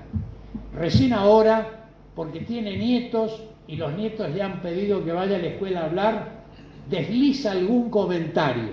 Bueno, ¿qué ha pasado con el estrés postraumático? Este es un tema que no lo evalúa adecuadamente la sanidad en todas las Fuerzas Armadas, sobre todo por falta de experiencia, pero realmente el efecto que produjo es tremendamente importante. Decimos que la historia militar tiene como razón de ser el estudio de la historia militar, el obtener la experiencia, los aciertos, los errores que se han producido en las campañas, y luego esto volcarlo a la doctrina. Por aquello que decía Lieberhardt, de que la historia militar es la base de la educación militar para aquellos que raramente podrán practicar su oficio. Dije que el cerco estratégico había producido un serio problema, y este cerco estratégico no es novedoso en la historia militar. Cercos muy similares se produjeron en la Segunda Guerra Mundial en el Teatro de Operaciones del Pacífico, sobre todo cuando Japón empezó a expandirse. Y guarniciones militares que se encontraban en ese lugar, mucho más numerosas que nuestras tropas en Malvinas, se rindieron con muchísima menos resistencia y muchísimo más rápido, por aquel viejo principio militar de que plaza cercada es plaza tomada. En consecuencia, en aquel entonces, aquellos comandantes que resolvieron rendir su fuerza sin tanto combatir, decían que no tenían sentido perder hombres y medio cuando todo era cuestión de tiempo. Pero una situación similar que fue Malvinas, la actuación de las tropas terrestres fue totalmente distinta porque se combatió y se resistió hasta último momento. Como escuché recién hablar en los momentos previos, el 14 de junio marca el día no de la rendición, sino el día de la más alta resistencia de las fuerzas que tuvieron en las islas.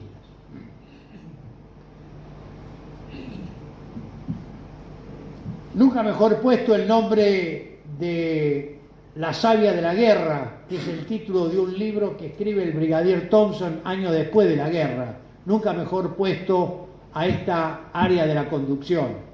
La savia que alimenta una planta y la logística que alimenta las tropas.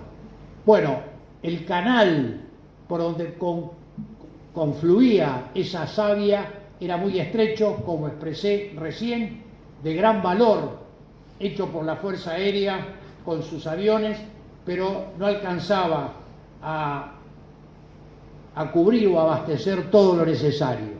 Valoramos inmensamente, o valoran inmensamente los hombres de las islas, esos vuelos altamente riesgosos que hizo la Fuerza Aérea, pero era escaso en cuanto a la alimentación que necesitaba de medios para la guerra. ¿Cuál es la relación de poder de combate? A veces se habla con ligereza de este tema, y cuando se habla de poder de combate hay que analizar que el mismo tiene tres elementos que son mensurables, que son la tecnología, la educación o instrucción y los efectivos. Si vamos a hablar de tecnología, ni hablemos. En todos los rubros de la guerra, la tecnología británica nos superaba.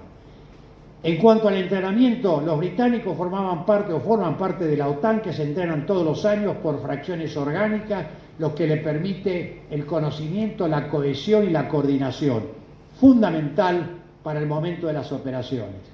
No fue el caso del ejército argentino, excepto aquellos elementos, como dije al comienzo, que fueron alertados previamente de que se iban a hacer las operaciones. La compañía Ingeniero 9 y el 25, que pudieron armarse, conocerse, actuar orgánicamente y tuvieron un papel realmente importante. Y en otros son los efectivos. Los efectivos, a veces en la literatura británica, uno lee que los efectivos estaban equiparados, inclusive que los nuestros eran superiores a los británicos. Pero los efectivos, para realizar el poder de combate, se los tiene que analizar en el lugar en donde se producen las operaciones. Y con este criterio, la diferencia de poder de combate en cada uno de los lugares variaba entre 5 y 12-1 a favor de los británicos. Muy bien, esto es en apretada síntesis lo que he querido extraer como conclusiones, y hasta ahora, a pesar de esta diferencia abismal que existió, hemos planteado los problemas. Y como alguien dijo por ahí o preguntó, y después de 74 días de soportar todo esto, ¿también combatieron? Sí, también combatieron. Y lo hicieron con una fiereza, con una tosudez, con una valentía que supera los tiempos de resistencia de combates convencionales similares producidos en la Guerra de Corea o producidos en la Segunda Guerra Mundial. Al igual que las bajas producidas en las fuerzas terrestres en Malvinas superan en comparación a bajas en combates y en operaciones similares durante la Guerra de Corea y la guerra de la Segunda Guerra Mundial. Y esto para mí decirlo es muy fácil, porque estoy alabando a mi propio ejército, a mis propias fuerzas armadas que han estado, pero lo dice el enemigo. Y a veces uno dice, sí, pero el enemigo lo dice para darse valor a sí mismo. Sí y no. Yo les puedo decir, porque conozco, porque me lo contó el autor, que a la viuda del capitán Hamilton, el que entra en combate en Howard con la patrulla de comando, la condecora personalmente la reina de Inglaterra, precisamente por los comentarios que había hecho el enemigo del comportamiento del capitán Hamilton. El enemigo era el teniente primero Duarte, que habló con cómo había combatido el capitán Hamilton. Y voy a leerle simplemente dos comentarios de los muchos que hay. Uno del brigadier Thompson. Entre tanto, dice, en el norte, el tercer batallón del regimiento de paracaidistas libró un combate extremadamente violento contra uno de los mejores batallones del enemigo para apoderarse de Montelongo. El otro, del general Jeremy Moore. Los oficiales y comandos en tierra también actuaron estupendamente. Buena, muy buena la artillería. Y muy buena también las posiciones de ametralladoras. Determinados los soldados a quedarse hasta agotar totalmente la resistencia. Tal es así. En algunos casos, los soldados argentinos tuvieron que ser prácticamente arrancados de sus puestos a los que se aferraban como una ostra a su concha. Y termino diciendo que si uno quisiera encontrar una explicación después de toda esta comparación de historia militar y de poder de combate, ¿por qué resistieron y por qué combatieron con tanta fiereza nuestras tropas? Y bueno, la respuesta hay que buscarla en esos factores no mensurables del poder de combate: el valor, la disciplina, el convencimiento de la causa por la cual se lucha, la entrega, la abnegación, la camaradería que surge en los momentos de peligro, y todo esto potenciado por el liderazgo y el ejemplo personal de oficiales y suboficiales. No hay otra explicación para entender la resistencia que produjeron las tropas terrestres. Hay derrotas gloriosas en nuestra historia. El ejército siempre otorgó condecoraciones o escudos cuando se ganó una batalla. A los vencedores de Salta, de Tucumán, Chacabuco, Maipú, pero solo en 3 oportunidades se otorgaron condecoraciones o escudos cuando se produjo una derrota.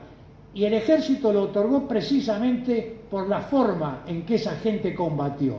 La primera fue San Martín, cuando le entrega a Pringles el escudo que dice "La patria a los vencidos en Chancay".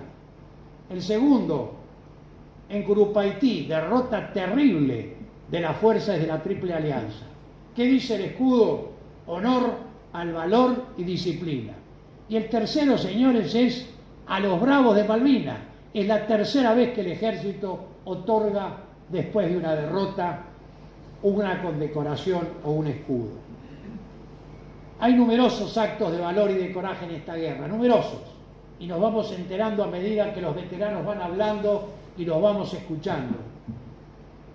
Pero yo quiero cerrar esta charla estas reflexiones con el comentario de uno de los presentes, que no quería que lo nombre, pero ya lo nombré la vez pasada en el círculo militar, lo voy a nombrar ahora, que es el señor general de brigada, veterano de guerra, Mauricio Fernández Funes, quien en un reportaje que le hicieron en el año 2020, el cual no solamente compartimos, sino que es el pensamiento de todos los veteranos de guerra, dijo: el horror de la guerra y el miedo a la muerte es nada al horror de fallarle al amigo o a la patria. Muchas gracias. Muy bien.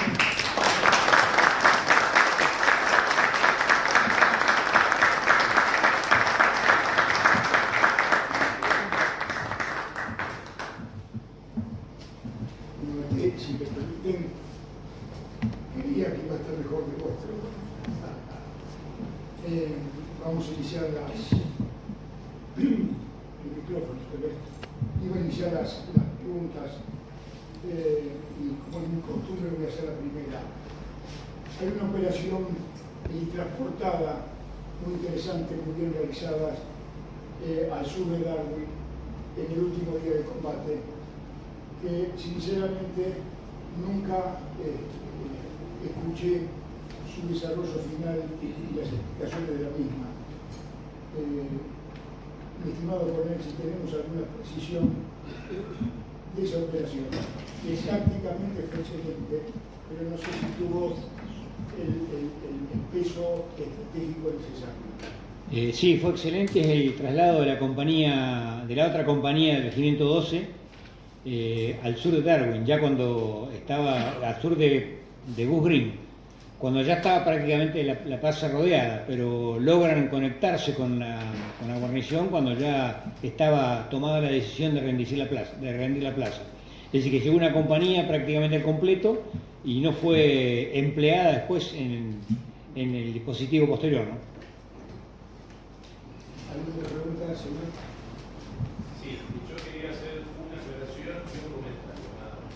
La aclaración es que se hizo referencia al trabajo que estamos haciendo varios historiadores en recuperar la historia de Malvinas, pero simplemente la aclaración va a que lo que estamos haciendo, tanto Sanguinelli, Arias Martínez, Juan Tevez, Mariano Ciaroni, es simplemente seguir el camino y la huella que abrió el doctor Luis Moreno con sus Comandos en Acción, que fue la primera obra que llegó al gran público con hechos, elementos que son comprensibles y con un relato muy ameno frente a la bibliografía desmalvinizadora que existía en ese momento. Así que los mencionados simplemente somos aprendices y seguimos la huella del doctor Luis Moreno. Así que esa es la aclaración. El comentario es simplemente que cuando estábamos preparando con el general el Congreso por los 35 años, en las primeras reuniones que teníamos con él, me había pedido que llevara un esquema de cómo tenía que ser el Congreso en la parte de los temas a desarrollar. Y me acuerdo la primera reunión yo llevé y puse acciones en la Gran Malvina. Y el general, palabras más, palabras menos, me dijo: pero ¿por qué ponemos esto si no pasó nada en la Gran Malvina? Así que simplemente hacer esa referencia y que después de 5 años creo que el público y yo también hemos disfrutado de cómo usted ha recuperado las acciones que sucedieron en la Gran Malvina. Así que felicitaciones, general. Era más ignorante que ahora, estimado Alejandro. Y le pido un aplauso para el doctor Luis Moreno, que ya ha tomado su tiempo.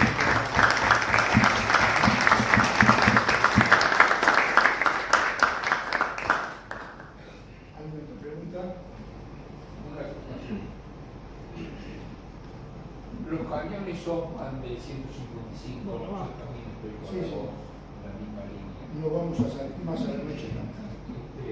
Iban a ser transportados en el buque Chancarañá, que el capitán del buque, como habían empezado, como se había informado de la partida del submarino nuclear para el Atlántico Sur, fue a Puerto Deseado y lo chocó contra el puerto.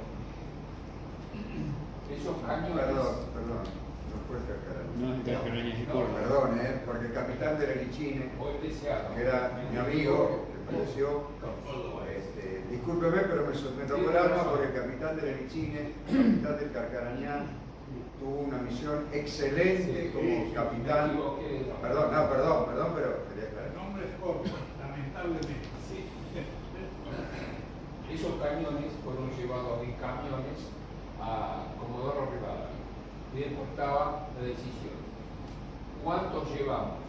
Todos los cañones juntos, toda la munición junta. No, uno completo. Bueno, y así empezaron a salir.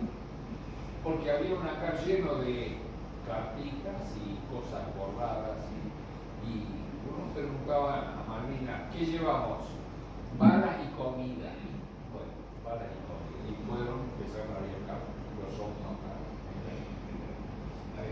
Gracias. Los cañones que estaban para ser embarcados en el Córdoba eran los 105 milímetros del grupo artillero reportado 4. En definitiva, no fueron embarcados, fueron trasladados con Hércules desde el aeropuerto de Puerto Deseado. Fueron trasladados en camiones de Comodoro a Puerto Deseado y ahí en Hércules fueron llevados a Malvinas. No son los Osman los que estaba previsto cargar ahí. Señor general, la verdad que es la primera vez que escuchamos un resumen tan interesante y tan completo de la guerra de Malvinas y el desempeño de nuestro glorioso ejército. Le agradezco muchísimo. Querido amigo, querido veterano, querido valiente veterano, esta es tu casa y está abierta para lo que desees. Les pido un fuerte abrazo.